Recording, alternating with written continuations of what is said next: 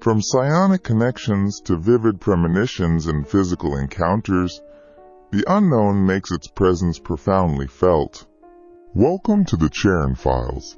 The stories you are about to hear are testimonies from living witnesses of what moves beyond understanding, of what refuses to be explained. Each of them stood at the edge of what is known and looked into what lies beyond it. My name is Charon, Ferryman of the Dead, the one who waits at that edge. What follows is what they brought back. May they prepare you for your own future encounters. I have observed the human struggle to comprehend what lies beyond the veil of their understanding. For millennia, I have collected these testimonies, instances where the fabric of your reality gives way, revealing truths both alien and undeniable. This archive, the first accounts, holds the whispers from the edges of the known, the initial breaches. Sometimes, it is a persistent contact, an active engagement with forces unseen. Other times, it is a connection so profound it transcends space and time, a knowing that defies explanation. And sometimes, it is a stark, physical manifestation in the darkness, a form that asserts its presence with an unnerving clarity. These experiences are not mere fleeting glimpses. They are direct encounters, imprints upon the human mind and the world it inhabits, proving the unknown is not merely observed, but actively present. Sophia, in Taos, New Mexico, has experienced a lifetime of ongoing contact, actively calling in orbs or spheres of light, a connection she now describes as psionic, with non-human intelligence. A few weeks ago, I asked Hal Puthoff, Garry, Nolan, and Jim Segala if there was a special and specific interest in the experiencers who have the ability to call in orbs or spheres of light. Jake Barber then went public, and suddenly, such experiencers were the talk of the town. As one of these people, I've been processing a lot. I prefer to say I have called them in, not summoned them. While I'm not a fan of psionics, it's clearly the new term, so I'll use it. I am an experiencer with a psionic connection to NHI, and I've been working with many others who also call in orbs since 2021. I've been shy about discussing this side of my contact, but that's changing now that it's a hot topic. The territory has changed forever. Experiencers like us have felt marginalized, mocked for years. Even fellow experiencers find it hard to imagine our ongoing contact with NHI, displaying in the sky throughout our lives. It's hard for us too. We know how we sound. People have all sorts of reactions to these high fives from the universe type experiences. I remember in my earlier days sharing that they showed up again over my house. One person replied, quote, "Wow! You are lucky to have randomly caught sight of them." Another wondered if my location was a known hotspot. I collapsed my head into my hands, thinking that this is not random. These fleets of orbs are in the sky because of me. I am the hotspot without sounding nuts to them or high on myself. I didn't bother. Back then, I was in utter ontological shock. Now it's more routine. This ability and ongoing presence, flashing lights as a show of support, is deeply personal. For me, it's directly related to my work supporting experiencers. They actually helped me gain confidence to do this work. Even those into UFOs call us crazy. I recall a moderator from a UFO community, after their own sighting, proclaiming CE5 was bullshit, in a thread where an experiencer shared calling in orbs telepathically. I was disappointed and embarrassed for them. This illustrated how far many still had to go in understanding the phenomenon, and how behind even longtime students of the topic can be. They fail to comprehend the most significant component of human and NHI interactions: the telepathic element, the psi, the woo, the psionics, the consciousness component. Many UFO cases report, "I saw it and I could feel that it was watching me back. It knew I was looking at it and it was looking back at me." Yet, experiencers being able to vector in NHI objects and craft using their consciousness is a bridge too far? Is bullshit? This topic cannot be buried. The fact that people can telepathically link with NHI, and NHI can respond with a display in the night sky, is an incredibly significant discovery. It has major significance regarding human potential and the very nature of reality itself, yet it's seen as a joke by so many. Then there's the Greer Association. Those of us who share this contact are instantly lumped in with Greer. Many I know with this contact never even heard of Greer, or CE5, or Heiss. To assume we all have it, due to a specific protocol attached to any UFO celebrity, is a massive mistake. When we share, these assumptions are often made. Beyond mockers, we face those who believe but fear us, using violent language. People who see orbs are working with demons. CE5 is a demonic ritual. CE5 is evil, and anyone who sees orbs is evil or working with the enemy alien invaders. This mentality is one step away from burn the heretic, and is extremely alarming. They conveniently forget the story of the three wise men. Many of us didn't get into this via ritual. This is personal contact going back to childhood. While these beings began giving me this type of experience in my mid-30s, they've been with me since childhood, only doing this when I was ready. It's similar for others I know. While I mention Chris Bledsoe, there are many like him. I relate to him in mechanics, but don't assume I'm dealing with the same beings, nor do others. For most, it's a highly personal part of their journey. On a positive note, scientists and academics are increasingly taking us seriously.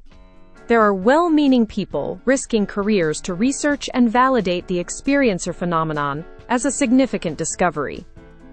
But it's slow going. Of course, immoral human groups and illegal government/military organizations have secretly used and abused experiencers for decades. The awareness of such groups seeking vulnerable experiencers with these abilities adds alarm. I hope the long history of experiencer abuse gets exposed someday. Being non-American makes me bolder about being open. I don't know if I would be if I was from the United States. I see and believe those cautious experiencers, who have been mocked for too long. With Jake Barber's revelations, these are very strange times. I've said for years whistleblowers would shift to experiencers, but didn't expect this type of contact so soon, perhaps because it's been mocked the most. We're finally getting serious conversations about abductions and visitations. I remember someone complaining our space wasn't for real experiencers, because we allowed discussion of mantis beings. They felt mantis beings were too far. These self-hating experiencers assume only their contact is real. I told them they'd be ashamed they dismissed fellow experiencers so easily. Now mantis beings are on the news, along with those of us who call in NHI orbs and craft. More of what we talk about will hit the mainstream. All this news is very personal, and I haven't fully processed it. We were the joke of the UFO or ET and experiencer community. Now the news talks about us. I still don't know how to feel. Nevertheless, I plan to make posts on the mechanics of this contact in the near future. I am going to be an open book about this and demystify it as best I can. This is important. This means something. Lauren, in Joshua Tree, California, recounts a vivid mental image and an overwhelming urge to check on a friend, an inexplicable connection that manifested precisely when tragedy struck. On May 2nd, my friend of 3 years died by suicide. She died by hanging at around 3 a.m. I worked the overnight shift at a pet hospital, and around 3 a.m. that night, something really strange happened. Out of nowhere, I couldn't stop thinking about her. There wasn't any obvious reason. I just felt drawn to her. I went on my 10-minute break, found an empty room, closed the door, and started dancing around to pass the time. While I was in there, I had this incredibly vivid mental image. I imagined opening the sliding white door to the call center, and she was standing there looking at me with a sad expression. She said, "I'm sorry." I smiled because I was so happy to see her. I asked, "Why are you sorry?" Then the scene changed. I imagined the two of us dancing together in a music video to one of my favorite songs. After that, the thoughts faded, and I went back to work. I remember thinking to myself that I should call her later that morning when she was awake. I just had this feeling that I needed to check on her. The only reason I didn't call right then was because it was 3 a.m. and I assumed she was asleep. About 3 hours later, I answered the work phone. It was her mom. She said, "My daughter is no longer alive. She's dead." I asked for her daughter's name, hoping somehow it wasn't who I thought it was. Then she said my friend's name. What makes it even stranger is that I wasn't even supposed to be there to answer that call. My replacement had called out, so I had to stay an extra hour and a half until someone else arrived. If everything had gone according to schedule, someone else would have answered the phone instead of me. I ended up being the first person at the hospital to find out before I told my supervisor and manager. I've never really known what to think about what happened around 3 a.m. I know grief and coincidence can do strange things, and our minds are powerful. But I've also never been able to shake the feeling that something was different about that night. What makes it even stranger is something that happened tonight.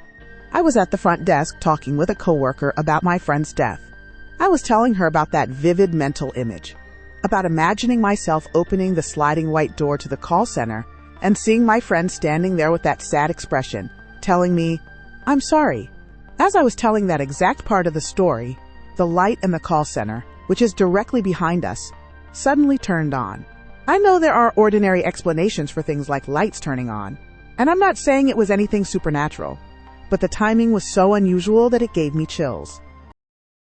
Hannah, in Alabama, found herself face to face with a tall, thin black creature possessing white, beady eyes, a presence that emerged from the deep woods surrounding her home.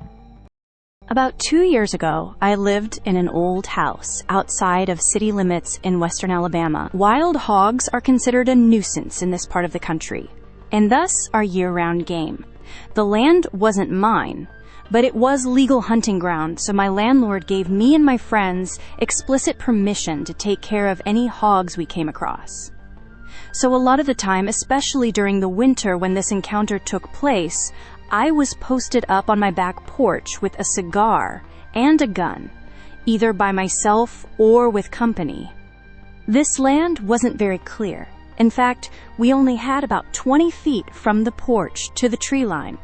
Then it would go down a hill, and the brush would get thicker. So our hunting was just being quiet and looking for the beady eyes of hogs in the foliage when we heard rustling. So, all that being said, one night, during my porch sitting, I heard some rustling. I started scanning the woods for this hog, and eventually did come across a set of white, beady eyes. They weren't a hog's eyes, though, because these were eye level with me. As my eyes continued to adjust, the rest of the creature started coming into view. It was tall, thin, and had long, spindly arms and legs. Its entire body was completely black. I couldn't make out any other facial features besides the eyes. But what I could make out was that this thing was actually a good ways down the hill, so the fact that it was still at eye level with me meant it was likely around 10 feet tall. It started up the hill, moving towards me, and I had this feeling in my gut that .45 caliber bullets probably weren't going to do much here. So I slowly collected my things and headed back into the house. It didn't make any sound as it moved, other than the slight crunch of leaves. As it climbed the hill, it somewhat stopped at the tree line, then turned and walked along the edge of it. It bobbed and lurched a bit as it walked, kind of how some large birds bob their head as they move. That was the most terrified I had been in a long while, and this wasn't the only encounter. My hunting buddies and I all saw it several times, walking through the trees a good bit away from the house, sometimes turning to look at us. My roommate that moved in later that same year once walked outside and saw it right up against the porch, looking right down at her. It never tried to attack anyone or even acted aggressively, so we eventually stopped being as scared, though still very cautious, and started calling him Big Boy. I've told a couple other friends about this. One of them said the description and behavior matched something called a California Dark Watcher. I did my research, and as much as this creature matches up, this was on the opposite end of the continent. I'm still not 100% sure what it was that I saw, but I am 100% sure I saw it. Multiple people did. I also forgot to mention that the woods went completely silent every time we would see it, even the bugs. Things normally get quiet when there's a predator in the area, but I mean complete and total silence. My old roommate that saw it up close said it was more eerie than downright scary. It looked at her like it was curious, tilting its head to the side like a dog when you're holding something it wants. My hunting buddies and I all saw it from 30 to 50 feet away, but she ended up being closer than all of us. She confirmed no features other than eyes, but it had sunken in spaces on the face where there would be features. I understand her not taking a picture. I wouldn't take a picture of a bear if it was 10 feet from me, let alone this thing. These accounts speak to a profound and active presence that reaches into human lives, often manifesting with an undeniable clarity, leaving an imprint that cannot be ignored. The names of the witnesses have been changed to maintain anonymity. If what you have heard tonight mirrors something you have experienced, leave your story in a comment below and we will include it in a future episode. Don't forget to subscribe. You wouldn't want to miss the next episode of the Charon Files.